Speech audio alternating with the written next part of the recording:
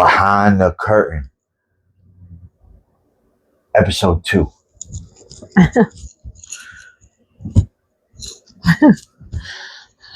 We'll work on the intros. That's okay. So far, so good. What do you want to do? You want to do that thing where you stare at each other for 5 minutes? I'll do it. I'm not going to be able to handle it. Okay, well, you asked. I can try. Okay. I don't think they want to see us do that, but I'll do it. There's a thing that we saw on Instagram that said, you want to try something very, what's the word? Intimate? Yeah, very intimate. As you stare at your partner for 5 minutes, just looking in their eyes. Can you explain what you're doing? Because I don't even know. Saging you. All right. Saging me. Saging the energy. And what does that do? Cleanses the energy. No, but that's from a witch standpoint, right? No. Well, Not from a witch standpoint. I'm like, that's what sage spiritual. does. Yeah. That's what sage does. Yeah. I'll just believe you because Thanks. you're right. According to my calculations, 97%. That's pretty good. Yeah, it's probably right. And the other 3%, you're probably right some way. Yeah, the other 3%, I'm open to learning more about how I can be smarter. You sound like such a smart ass.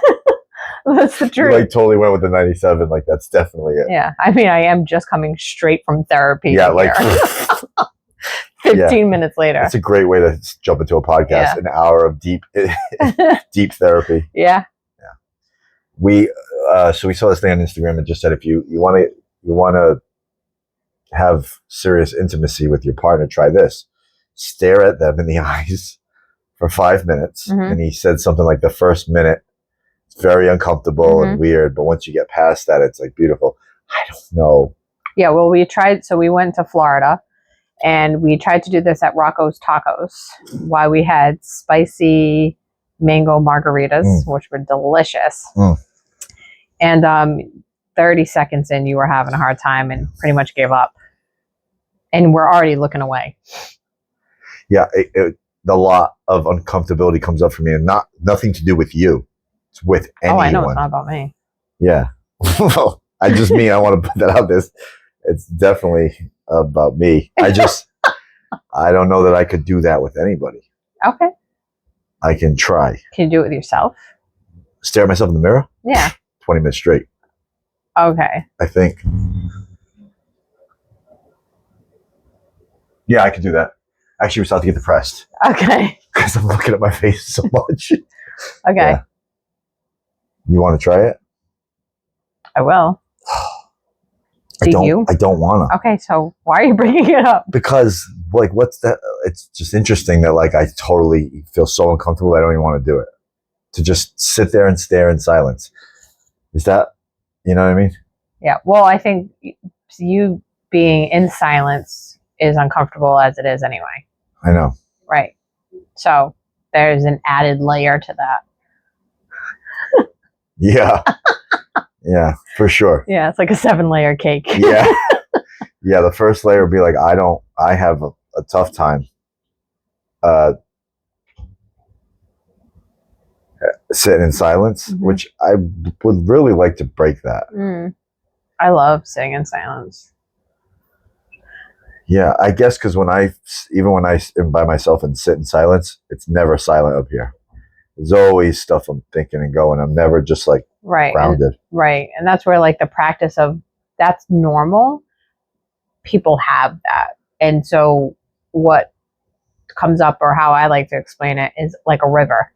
Just kind of watching it go and not grabbing or attaching to any of the thoughts and holding and ruminating, but rather just recognizing, oh, I'm thinking about what I'm going to cook for dinner tonight, and I just let that go.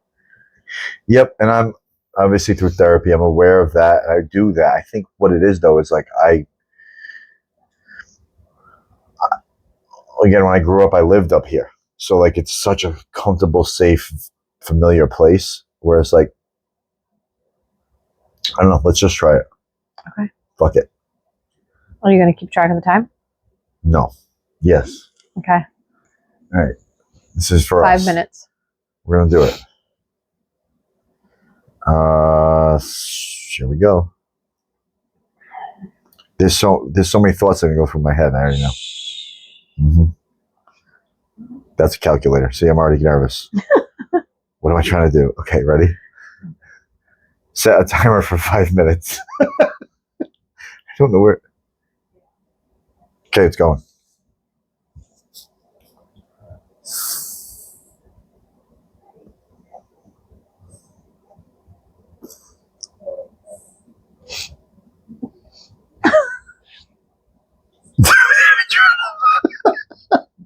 Yeah, I'm in trouble. Oh, man.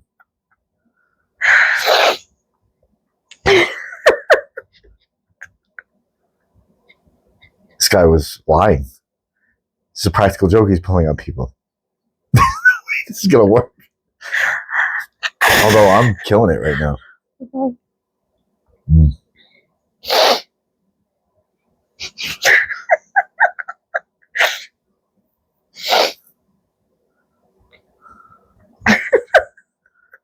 Are you laughing how ugly I am? I don't know why you're laughing.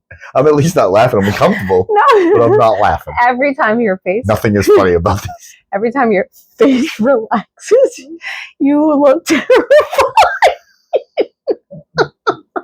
I'm so sorry. You look terrified. When your face relaxes, it's just like instant fear. I can see your fear. All right. I'm still looking at you. All right. Maybe.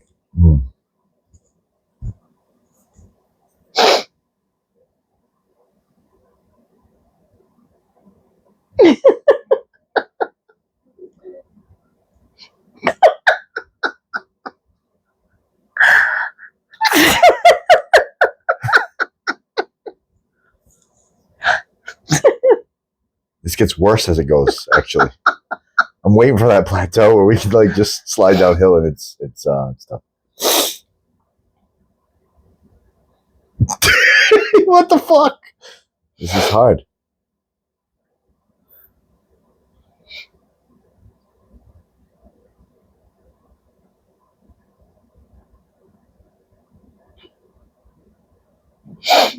It is seem to getting better. Like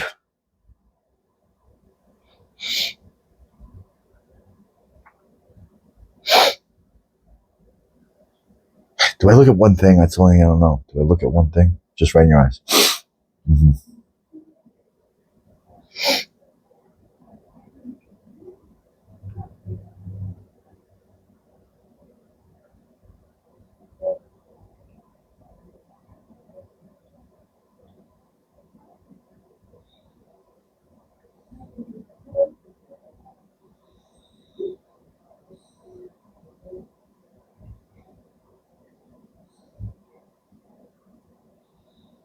We reached that part.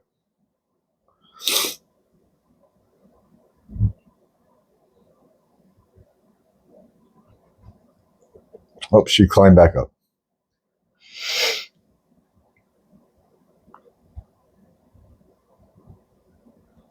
Just let you know where we are. You're looking. No, I just want to know. I have no idea. Oh yeah, why am I even looking? Fuck, it's gonna go off. Sorry.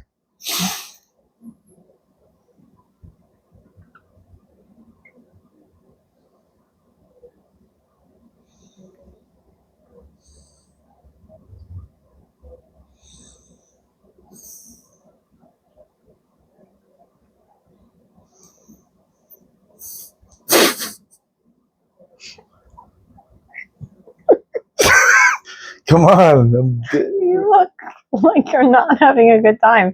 You look like you're on the verge of crying. I'm not. I know, but your eyes look like they're tearing up and everything. No, definitely not. They're glossy. No, I feel good. No. Well, we're not doing the exercise correctly. I know. But this is a good, like, start. Okay. Okay. It's a good start. Yeah. What the fuck am I supposed to say? I don't know. This is going bad. Let's not fucking argue.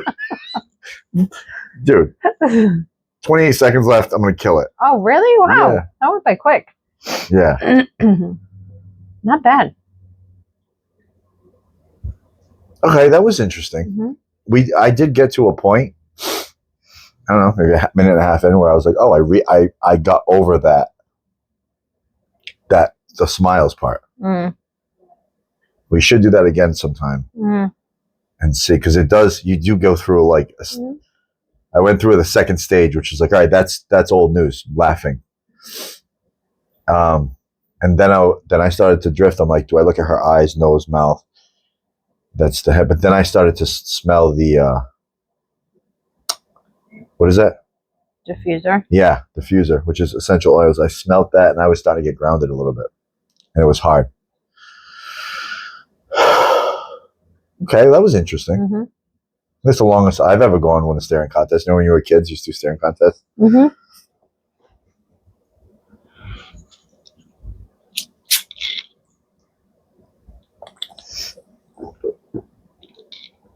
Let me bring this up. We saw something on Instagram, yet again, that I was like, I'd really like to talk about that.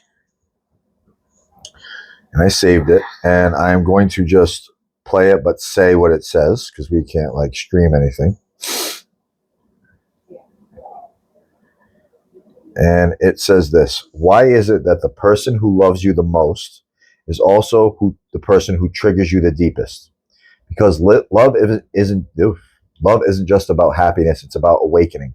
Your parent, wow, I'm going to start this over. I'm sorry. It's going too fast. This is an important one. Why is it that the person who loves you the most is also the one who triggers you the deepest? Because love isn't just about happiness.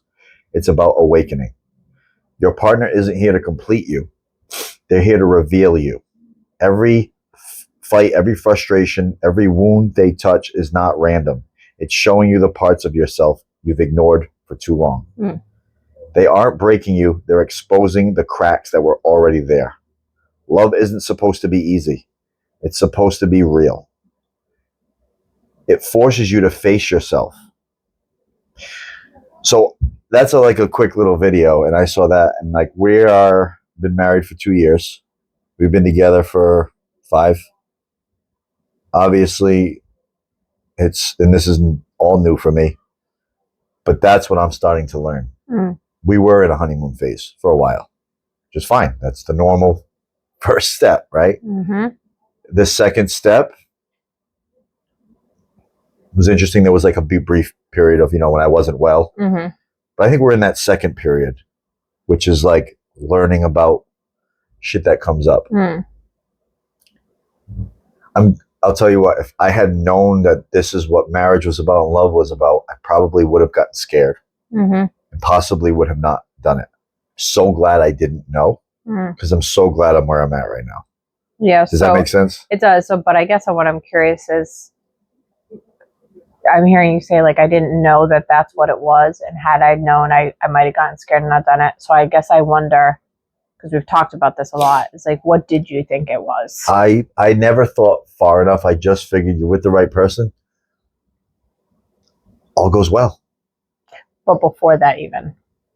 What do you mean? Like, before you got together. That's a good point. I thought it was, why are you going to spend the rest of your life with one woman? Having sex with one woman and just not be able to do what you want. Very immature, right? And that's how I was operating, kind of immaturely.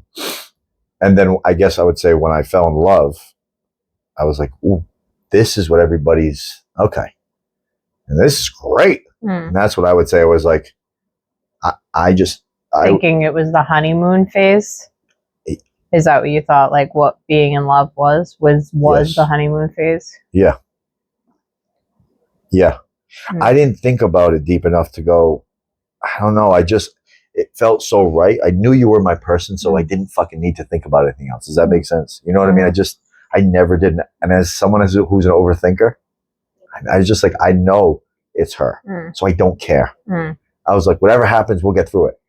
And I just didn't know there was, okay, wow, it's a bigger fight than I thought. And I would say where I'm at right now today, man, that everything that said is so true. You're supposed to be with somebody who like shows you shit about yourself that you've ignored too long. I just wish that was more like talked about in school or anywhere. Like that's a beautiful thing to intelligence. Yeah. Or even like amongst friends. Yeah. Nobody ever told me like this is what, you know what I mean? This is what it's like to fall in love. Just like, oh, when you know, and that's like, I don't know, that nobody ever told me that like, yo, you meet a person, they're supposed to like help you come out of your shell, and it's going to get ugly at times. I don't know. I guess no matter what anybody said, it couldn't prepare you for like what you go through. You know what I mean? With someone else. Yeah. Right. And with anything, you know what I mean? True. Like with literally anything, there's no 100% certainty for anything. And I even think it's true for all relationships, not just in being in love, but like there's opportunity all day, every day for all kinds of people that you're not even in a relationship to show you pieces as well. Yeah, for sure. And I'll just share because some people might be confused. I don't know. Maybe a lot of people probably know what we're talking about, but like I want to share something that like it's just an example that comes up. What I've been dealing with lately is like for a long time, I have found that I've felt less than in our marriage and not good enough. And none of that is because of things that you've done. Right. However, like it's showed me that like I have a problem with thinking I'm not good enough. Right. And what's crazy about that is most of my adult life, I could look you in the face and would pass a lie detector test and say, I'm good enough. If anything, I have too big of a head. Man, you get with somebody, you're with somebody for long enough, no matter what, it's inevitable. You're going to get that broken and you're going to start to have to dig deeper. And underneath that, it's wild to me to be like, wow, I really thought I had myself convinced that I love myself. No. Man, that's all stacked up by the ego. And underneath it all, I can only thank you for some of the shit we went through here and there because I was getting confused. You know what I mean? I'm like, bro, everything I do it was all just how I felt. And I think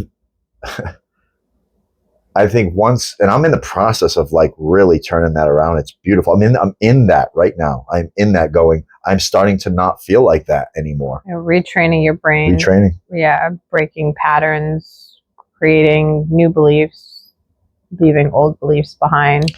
Absolutely. It's the number better one internal dialogue, creating. Absolutely. Yeah. It's not just relationships. It's just everything. Like at this age, 40, we are 41. Fuck. 41. At this age, we are just so habitual with our thinking patterns, right? And what we do that like, that's all you have to do. It's a simple concept. All you have to do is break that. Hard to do, but like breaking the patterns is everything. So now, for example, you can feel, it's come up my whole life. Every time I get triggered, I'll get triggered and be like, what the fuck? Am I not doing the dishes good enough? Am I not doing enough around the house? Am I not paying? Whatever. I feel that come up now. And I go, hold on. This is through therapy, right? A lot of therapy. Hold on. This is my shit. I know this feeling. This is my shit. Let me step away for a minute. I've done that enough that I'm starting to turn the dial the other way. What a beautiful thing. Because the first step was realizing, holy shit, I don't think I'm good enough. Not with you, in general. Right. That's a fucking thing that happened way long time ago. I was a little boy. How beautiful is that? That like, I'm actually noticing it and starting to turn the dial. I mean, that's shedding a layer of shit off of me. And to know that a partner was going to help you do that. It's so tough to navigate through it. You know what I mean? It's, if you don't have the right, like, sports tools, resources. Yeah. You could I see it all the time. I see people in marriages for 30 years in the same spot. They fucking hate each other. They just stayed in You know, that's like if I was to stay in that I'm not good enough, what the fuck, where you would leave me. Yeah. Eventually. Right. And that, and if you didn't, it's just because you weren't strong enough and you stay in it and you just stay in a shitty marriage. Then that becomes a lot of what I refer to as the dance. You know what I mean? Joining you in the dance. And so most people, once you get into a dance, you get into a rhythm, you get into a new pattern, a new habit of doing something one way, that then becomes familiar, and that then actually feels safe, even if it's not healthy, even if it's in disservice, until somebody's not willing to be in that pattern anymore, aka leaving the relationship. So a lot of times that's why you end up finding relationships that aren't unhealthy. I mean, that aren't healthy, but nobody's doing anything and they're just stuck in it because they're just stuck in the pattern. And what you were saying is finding that pattern interrupter to disrupt. Right. Switch it up. And a lot of what you're talking about is the retraining of your brain, the neuroplasticity, which takes time. And being able to, awareness is the first step. Just be aware that this is what's happening. And especially in like the work that I do with my clients, usually where they tend to be frustrated is once they have the awareness, they actually get frustrated with themselves that they didn't do it faster, they didn't do it earlier. They're still doing the same pattern. But that's good, because in order to move forward, you have to go backwards. You know what I mean? So you have the awareness, and then you still act in the same way. And so it's how are you doing that in reflection? You have to start in reflection, which means, and reflection is after the things happen. And so that's actually where you start to be able to, and a lot of times I think what has happened with us and with you specifically is the reflection is where those core beliefs of I'm not good enough.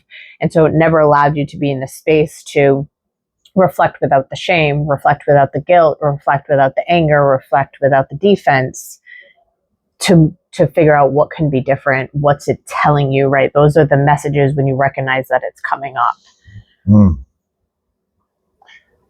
Yeah, I think the number one thing that I'm learning, and this is all around, this is not marriage, this is blame. Oh. Man, I knew nothing but either you're right or you're wrong. Yep. This is life. This is how I grew up. Mm-hmm. And recently, help of you, is like blame isn't real. Mm-hmm. It's something we do, but it's, your kid's sick. Did you give him the wrong medicine? Did I give it? Does it matter? Your kid's sick. Let's get this together.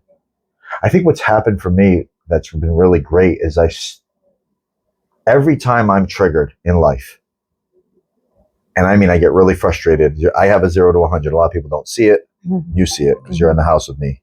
You live with me. Mm-hmm. You see my true self. Mm-hmm. I can get 0 to 100.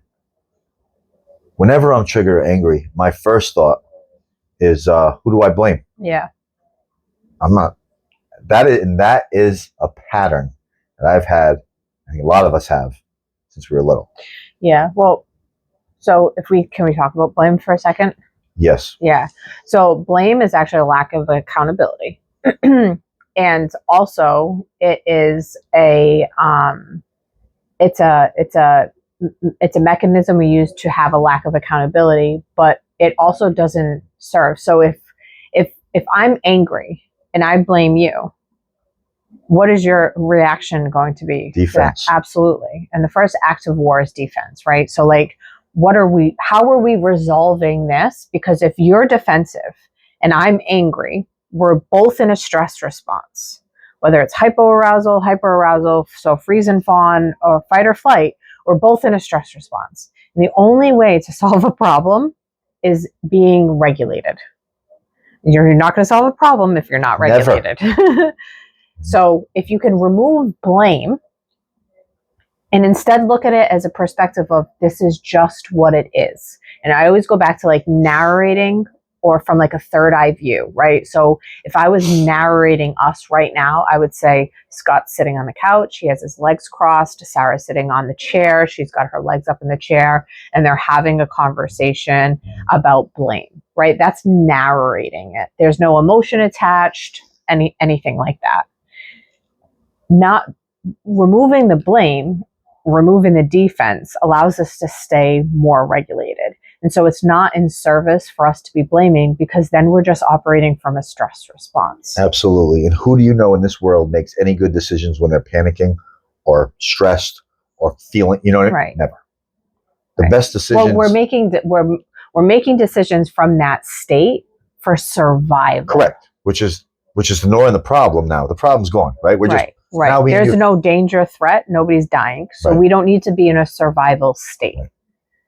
Right. And I that has really started to change my life lately. Because when I get triggered now, outside of marriage, right? This is everywhere. I get the 41, so I've had these feelings. Oh, there's that feeling again. Mm-hmm. The fuck, dude. That's actually my first trigger warning, is when I go, what the fuck, dude? Mm-hmm. You can tell my demeanor changes. Mm-hmm. I now go, and I don't blame me. That's the thing. I don't say, you know what, it's not your fault. Something's coming up for me. My shit again. Well, that's the accountability. And I'm okay with it. It's taking ownership. Maybe ownership's a better word. Taking ownership of the things that's happening for you. But again, trying to do that in a place of neutrality. I think so. Yeah. Finally. Nailed it. But doing it from a place like that instead of, because if you blame somebody else for how you feel, then your dissatisfaction.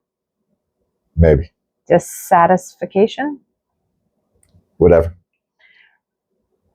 Or your frustration is relinquished to that outside factor, which also means all your other emotions are compromised to be relinquished to an outside factor. Yeah, now you're relying on outside. Right. It's all going to come from here. Right. And so again, that lack of accountability, lack of ownership of like, this is mine for me. This is why parenting is so important, because most of us, accountability was never shown to us. Right, which is where the pattern started. So like none of it started with our parents. It started before their parents, before their parents. But yes, it is often designed that children are the responsible party for their parents' ease, happiness, and all of that. Yeah. And we got to be the cycle breakers. Like, you have to be the cycle breaker. This can't keep going like this. You know what I mean? And that's why I love to go. And it's hard. It's difficult. When something comes up for me and I'm not furious right away, I'm already at 100. That's the problem. You know what I mean? I don't climb to 100. I'm there. So now I'm at 100 going, everything in my body is saying, fuck you, fuck you, fuck you. Let's punch a wall. Let's blame this guy. And I got to talk to myself, which is a very, very crazy thing. But you got to talk to your own self and go, I know this feeling. I'm pissed. This is my shit. That's what I like to say. For that works for me. I say, this is my shit. And I literally back up. So if I'm in a conversation, whatever, I back up. And sometimes it will take a while. That what I'm doing now, which really is awesome, and you help because you're really like regulated. So it helps when you have a regulated partner. I'll go to the kitchen, right? This just happened the other day. I was furious about something. Had nothing to do with you. I was just pissed in the moment. You allowed me, by the way, to be pissed. You didn't try to take my anger away. Let him be pissed. Let me just listen to him. And I'm just having a shitty morning, and I'm pissed.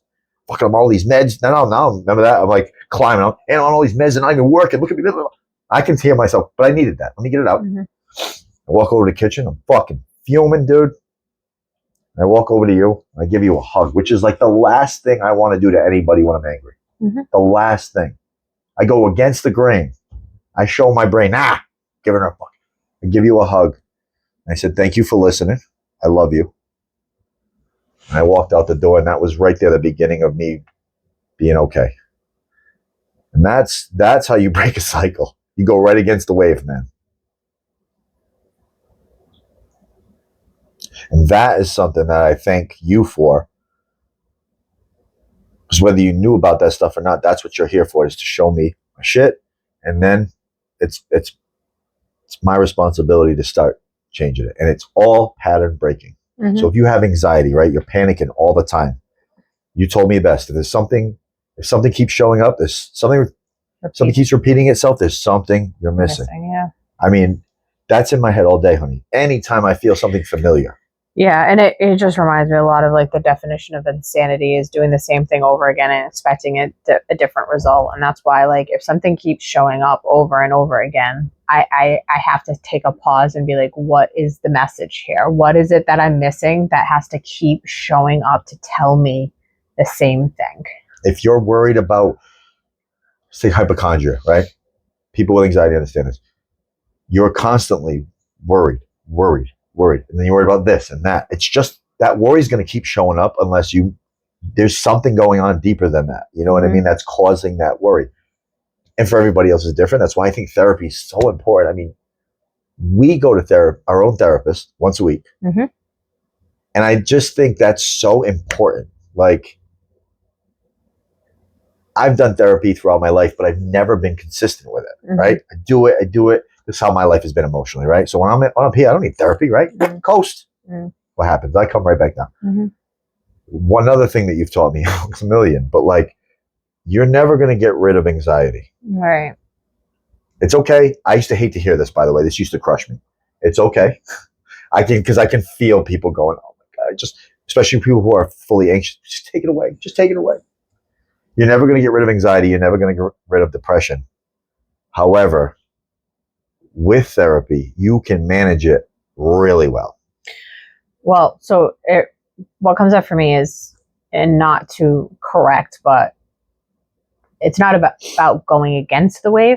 It's actually about being able to ride the wave. So when you say like this, we're designed to do this. And so that's okay. But what happens is our inability to cope when we're down here. That's the problem.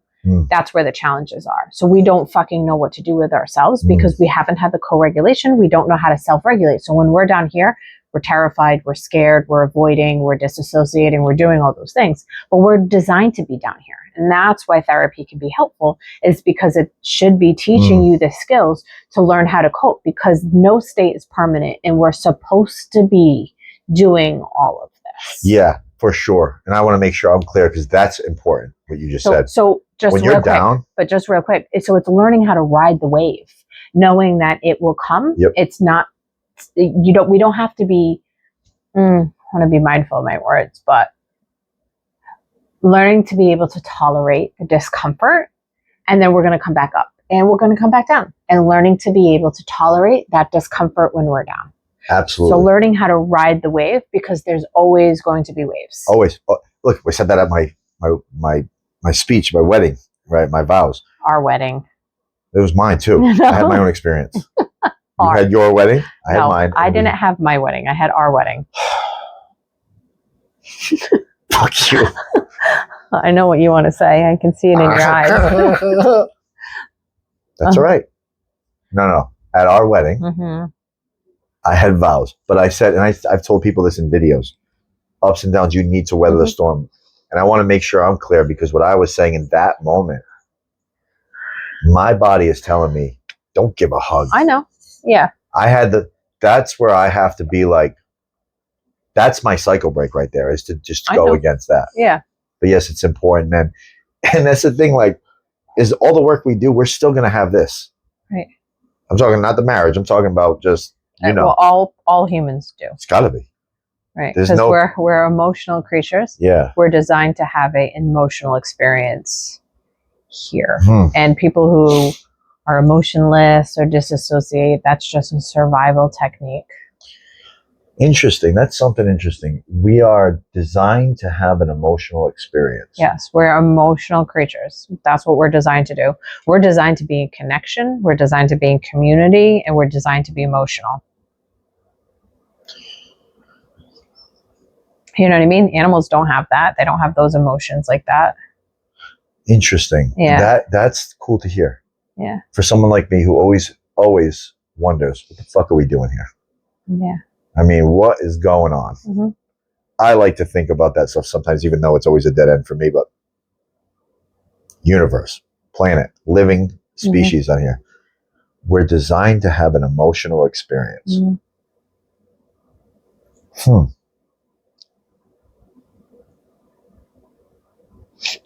It's interesting to me because, like, it shows that there's more than us just coming on this planet, being born, eating, reproducing, dying. Yeah. Because that's so Just crappy. love, right? Yeah. Love is the answer. We're supposed to be here. We're supposed to be experiencing love, which is an emotion. Yeah. Yeah. Probably the biggest one. It is. And the world doesn't have a lot of it. It's like it's here, and then there's just a lot of. Yeah, there's a lot of sadness and hurt in the world. Yeah. A lot of disconnection. Yeah. Yeah. It's a good way to put it. Like, I'm not big on the whole evil. Like, somebody's all Charles Manson, right? Yeah. Jeffrey Dahmer, right? These people that obviously get you so angry. It's very easy to be like, fucking, that's evil. Yeah. I'd like to hear your take on that, because for me, I just I like how you said, like, there's a lot of love in the world, then there's a lot of like sadness and pain. Yeah, and disconnection. So I think that as a community, as a species, we are overdiagnosed, and so everybody has some sort of diagnosis. I think we're overdiagnosed. I definitely think that there are probably genuinely a handful of us who definitely have like severe mental health struggles, like schizophrenia and stuff like that. But I don't think it's as much as we label people to be. So taking into consideration somebody who does something heinous or really cruel,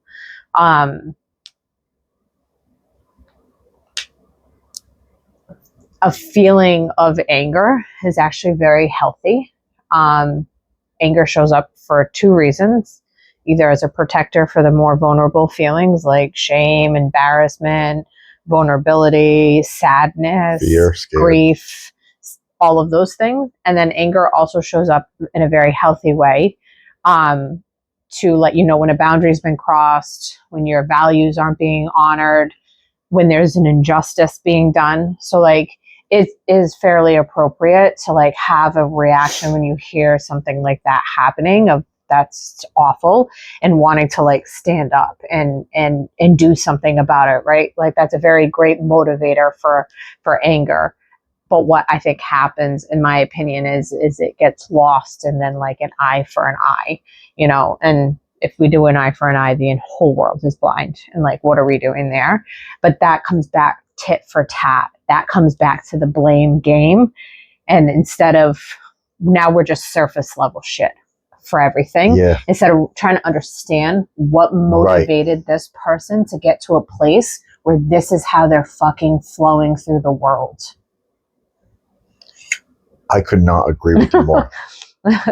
Because when I see, I'm not going to, something keeps on my mind. There was this kid, he was like 13. Oh, good. What comes to mind with me is Luigi Mangione, right? You know what I mean? He was the disruptor to the status quo, doing this crazy thing, just shooting somebody in broad morning daylight. You know what I mean? Where typically you would expect most people to have a response of, fuck that guy, he deserves the death penalty, whatever. And actually, so many more people were actually rallied behind him. Not necessarily to say they support murder, right? Because that's kind of crazy. But to say, look at how bad that this has gotten, that this is where it drove us to. And like, that's what comes up for me. That's why I'm so passionate about doing the work that I do, is looking past the surface level of behavior. Because if you just stay stuck on that surface level, it's like tending to a garden and every day or twice a day going out at the garden and just trimming the roots instead of going down into the dirt and ripping them out at the bottom and getting the weeds out of there so they don't grow back. Instead, you're just sitting there every day and you're just trimming the roots so you can't see them. So it looks like a spectacular garden. It looks like a well-groomed garden, but it's not underneath the surface. Do you know what I mean? I do. Passionate about that. You know, instead of figuring out what drove this person to get to this place Yeah. who doesn't, outside of having a real, authentic mental illness, health yeah. diagnosis? Because there are definitely people who have them. And I would even lean to say that being untreated and not getting proper support can manifest as a diagnosis as well, as a legitimate diagnosis. But if we don't stop and figure out what drove this person to be in this place, that they thought that this was the only way out, that they thought this was the only way to deal with it. I agree. And I would think the overdiagnosis thing comes a lot to do with the medicine. You know what I mean? Well, yeah, but we live in a world that we want to pump meds. So to figure out the rooted problem for why somebody shot somebody like that takes a lot of work, and we don't want to do the work. And we don't have time. Blame. Yeah, we'd rather say, "Oh, he's just a bad guy," because that's easy. easier. That's easy. He's a bad egg. He's crazy. Let's keep moving on. That's the problem. And there was a kid. He was 14 years old, and he shot up the school. One of these kids shows up to court. This was years ago. Shows up to court wearing a T-shirt that just said, I can't remember. I said something heinous on it. In court, little 14-year-old boy, flipping off the judge. He was laughing exactly. The parents were reading there. Can't stand that. By the way, when the parents read like, "This is what you did to my kid," and blah, that's not going to do it. Whatever. That's for the parents. But the kid's laughing at him.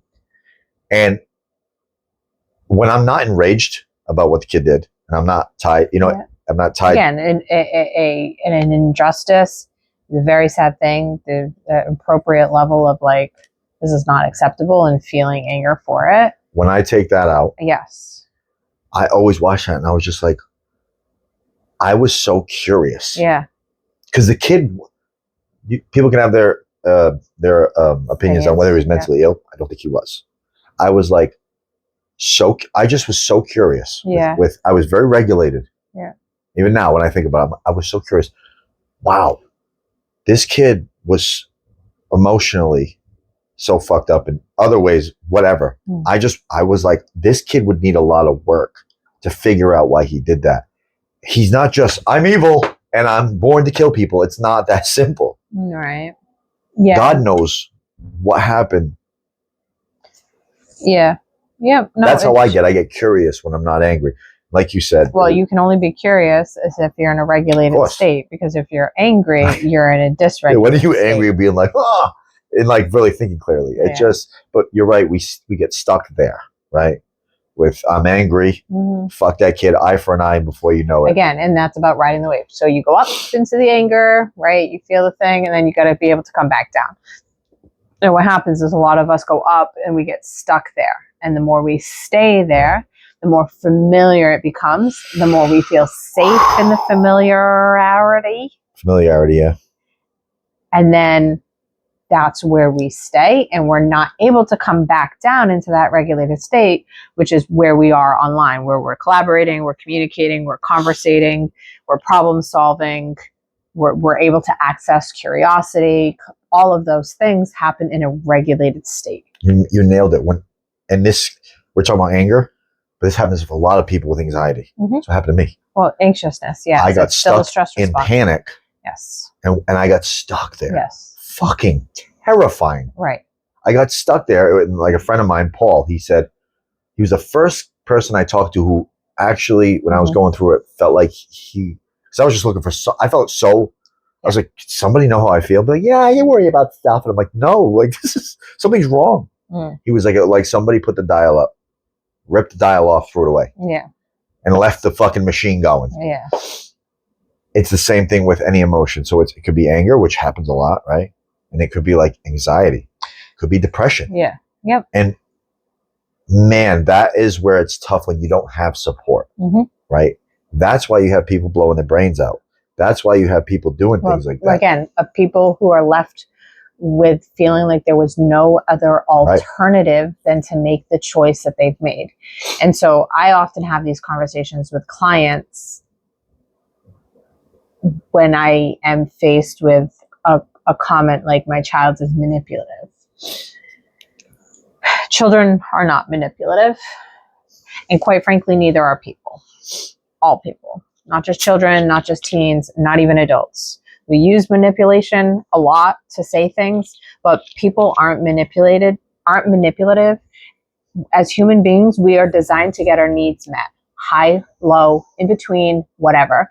Manipulation is a label that we've attached. Again, it creates defense for us. If I feel like I'm being manipulative, you're taking advantage of me, you don't respect me, on you. but I'm going to be angry. And so now I'm in a stress response. You know what I mean? Adding a label like manipulation or blame is going to move me into a stress response. That's why I practice not using labels. As humans, we're not manipulating. We're just trying to get our needs met. And so even people who don't make good choices don't have the skill sets and don't have access to the skill sets to be able to get their needs met. So that's why they're doing it in a very funky type of way. I do it a lot with children because that's the business that I do, but it's for all people. And I can hear people right now saying, that's bullshit. My boyfriend for 7 years manipulated me and stuff like that. And so would you say that? So I was in a relationship, I was in a few of them where I was cheated on, right? And so when I can remove myself from going up the wave because I was taken advantage of, because I was hurt, because I was lied to, right? Yeah. So anger has a purpose. Yeah. When I can allow anger to pass by and look at it for what it is, at the time, that person had their own stuff going on. They couldn't commit to being monogamous. They couldn't commit to being with just me. They needed to have more sexual experiences. They probably weren't really ready for the commitment. And so that's why they weren't able to stay in that situation. Do you know what I mean? But if I look at it as they were manipulating me, I assume that their intentions were bad, right? And I hear this all the time. My kid's sneaky.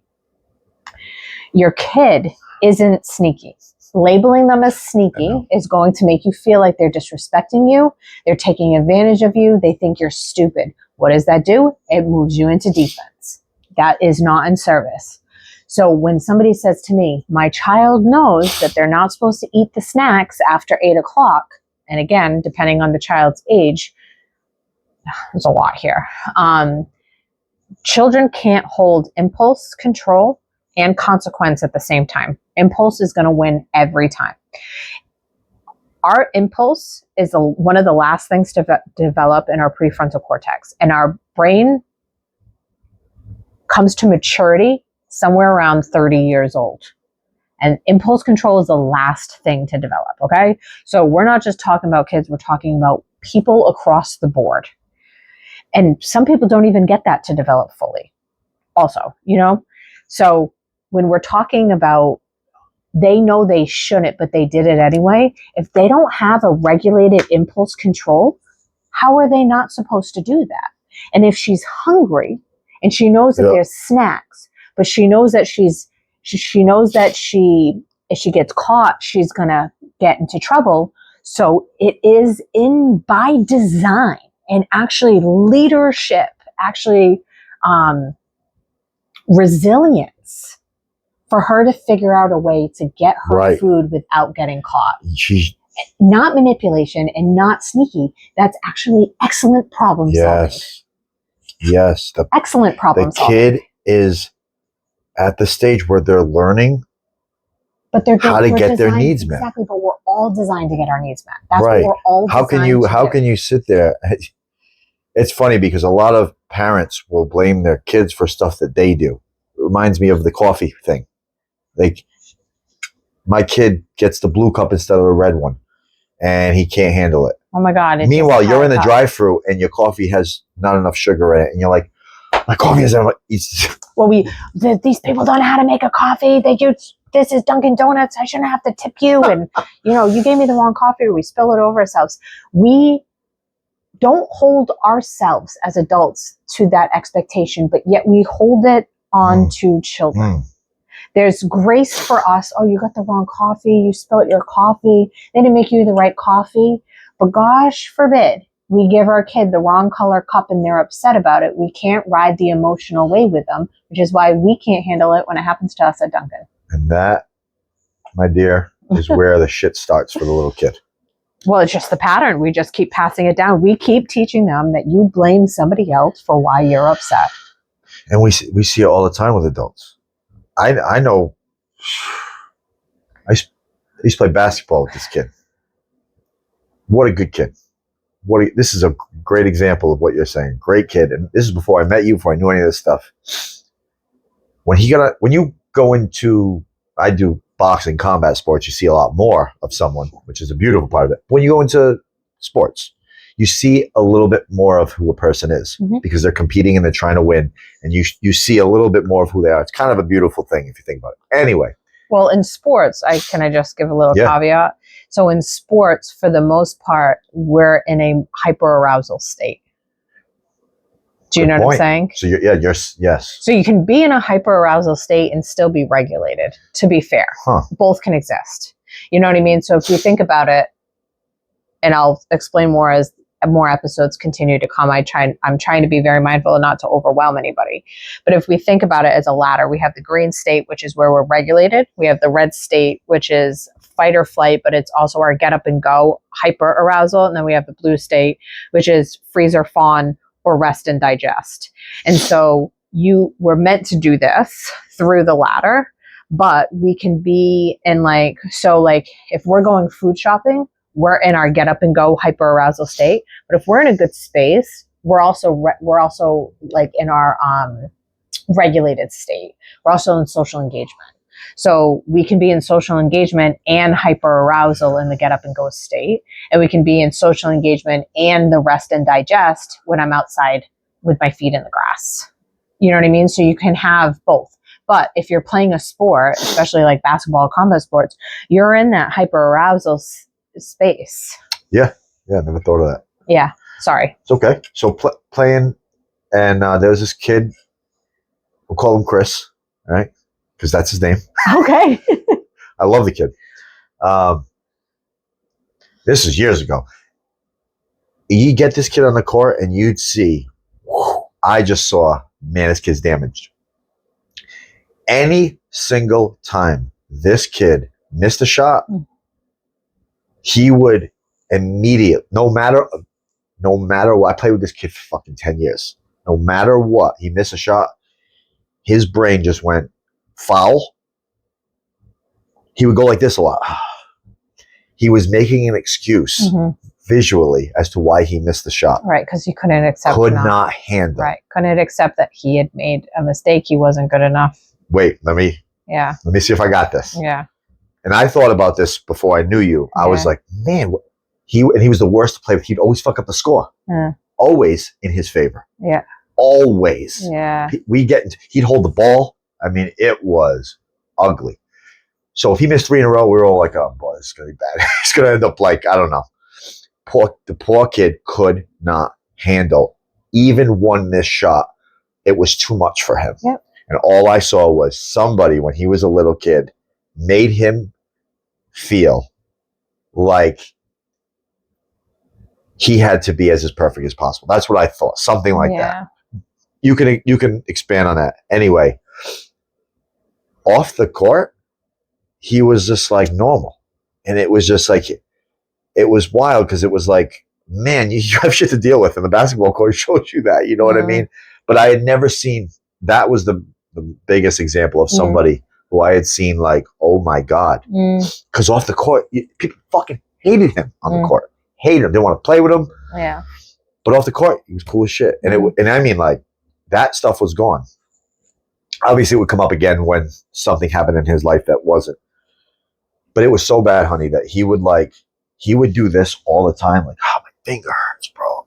Or you wouldn't even touch him and he'd be like, foul. And he wouldn't let it go. Like, you'd have to surrender to him.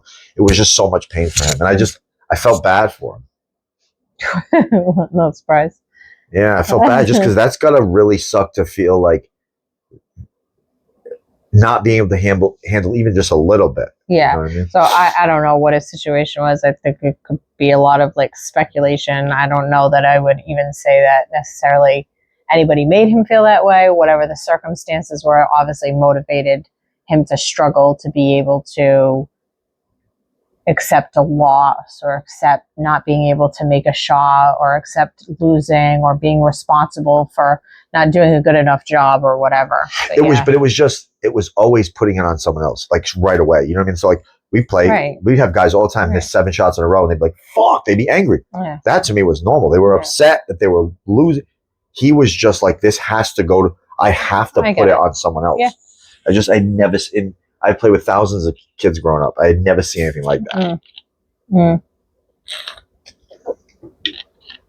Chris, if you're watching, it's okay, buddy. That's stupid. We love you. You can make a mistake. Yeah. Where we at? How long are we going? We're at 50 minutes or so. Good shit in this one. There was so much. I have to do something like so I can mark when I'm like, ooh, I want to take that out. I want to take that out. What I'm going to have to do is just watch the whole thing and mark it. But there's so many times where I'm like, oh my God, this is a good clip. This is a good clip. Mostly from when you were talking. Not so much me. Does that make you feel uncomfortable? No, I feel great. Look in the mirror. Well, look in the mirror when you act like that. I act like what? Okay, hold on. No, I don't like that. Okay. Yeah. Can we do my mind. I don't like that anymore. Ow. Yeah. How do you feel? You want to keep going? I'm good with 53 minutes. Yeah, I'm good. I'm excited to go home. A lot of info in there. And make some chicken and relax and do stuff tonight. Jorgen, do stuff tonight? What kind of stuff? I'm going to cook. I'm going to relax. I'm going to edit some of my videos for work. Boring. Yes. Then later. Oh, well, listen, I asked you if you wanted to have drinks last night. You said yes. I made you a drink and you weren't in the mood. Which never happens. I was not in the mood last night at all. I was happy, but I just wasn't in the mood to drink or do anything. Okay. So tonight, though, I'm in the mood to drink tonight. I'm in the mood to go home and make some chicken wings. Fucking God, I know. That's same. And edit some videos and sit on the couch and play my game. And maybe all right. That's that's good enough. Yeah. Just know that I am gonna have a few drinks tonight. Oh my God. No. Listen, I'm gonna have a few drinks. I'm excited about UFC. What? I don't give a shit. You said you don't care about me. What are we doing here? You know what? I'm gonna cross my legs like this. Okay. I don't care. I'm going home. I know. You told me. I'm going home tonight. And Jorgen, when this is aired, this will already have happened. Right. We're going to be behind a couple episodes. So this way we don't have pressure to do an episode. They don't. You have the backstory. I can do what I want. I'm in the middle of a statement. Go ahead. And then this on a good Make note. it. Oh Make not it good. Wait tonight. Jorgen is fighting probably 2:00. He's probably fighting soon. So I'm trying to get that, stream that. You're still fucking pissed. I'm not. You make too many assumptions, homie. We'll talk about that next time. Oh, God. No, just making assumptions in general. I know I do. That's the face I like. Hello. This is a good thing for people to see. Yeah. Right here. Yeah. Can I finish? I'm sorry. That's what she said. Yo, I can read your body language so well. No, you can't. Jorgen's fighting soon. I can.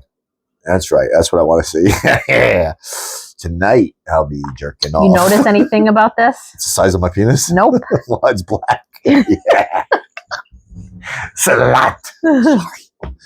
Sorry. She's not a slut. Jorgen. We're going to watch Jorgen fight. We fight any ADHD. I did pretty good considering I didn't even take my ADHD medicine. Good. That's very good. My ADHD medication's actually ready at the pharmacy to pick up. I figure I might as well get one more free pickup before fucking we pay $1,000 for a prescription. I should have asked. It's like, can you just refill everything 7 times? Yeah. Get it all? Yeah. Insurance policies. Where am I? Jorgen's fighting soon. And then Mitch Raposa's fighting tonight at 6. Oh, yes. Good card, UFC card tonight. I will probably drink. That's what I was getting to. Man, I'm good. That's the end of the episode. No. Yeah. Going back behind the curtain.